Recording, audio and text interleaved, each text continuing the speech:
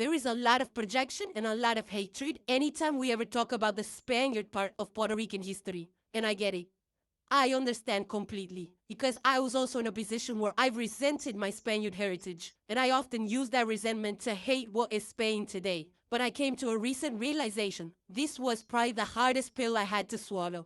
If we were to visit Spain today, a good chunk, not all, but a good chunk of the modern population of Spaniards are descendants of the ones who didn't get on those boats to set off for the New World. We are the descendants of the ones who did. That was the hard pill to swallow.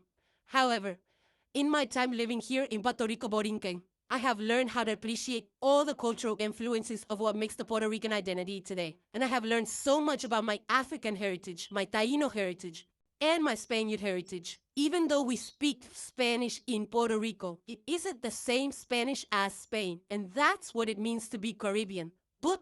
And you know what's the beauty about the era that we live in now? Is that we are allowed to embrace whatever heritage we choose or whatever religion we practice. A good chunk of Puerto Ricans today still practice Christianity, Catholicism, which was brought over from Europe. And there is a good bunch of Puerto Ricans that practice their African religion as well, whether that be Yoruba or Richa. Personally speaking, I identify as agnostic, but when I tend to practice my spirituality, I tend to lean more towards my native Taino heritage. That's just what I feel connected to.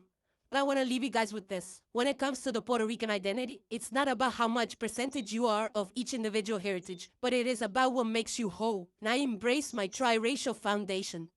I accept my ancestors fully, for the good and the bad. I feel if you hate one or the other, you're essentially hating a part of yourself. And you should learn how to love yourself as a whole. Because once you love everything about you, there is nothing that can stop you on your journey to growth. And this is filthy rich coming from a guy who started a lot of problems on social media. I've made shit tons of mistakes. I started unnecessary problems, and I know there's rumors about me. I admit I was wrong in a lot of things.